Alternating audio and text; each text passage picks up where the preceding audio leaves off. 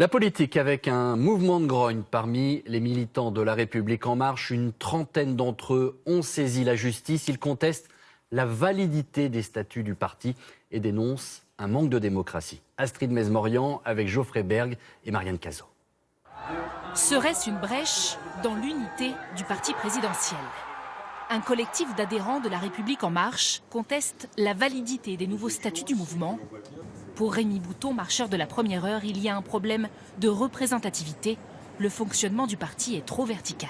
Ce qu'on attend, nous, c'est plus de démocratie et plus de moyens pour les adhérents de s'exprimer, pas seulement sur les réseaux sociaux ou dans les comités locaux, mais aussi dans la gouvernance du mouvement. On attend à ce que les adhérents soient vraiment représentés dans la gouvernance du mouvement.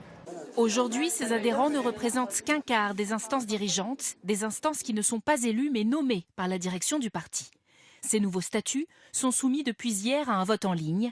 Trop de précipitation sans concertation pour ces insatisfaits. Ils ont déposé un référé au tribunal de grande instance de Créteil pour reporter le vote.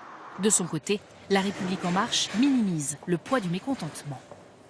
Il est normal que quand vous n'avez pas une histoire de 10, 15, 20 ans, la façon de vivre ensemble, la façon de décider ensemble, eh bien, elle est en train de se caler au fur et à mesure. Donc il faut rester calme, il faut voir les choses dans la durée et il faut trouver ensemble des modalités d'expression et d'organisation qui correspondent au plus grand nombre.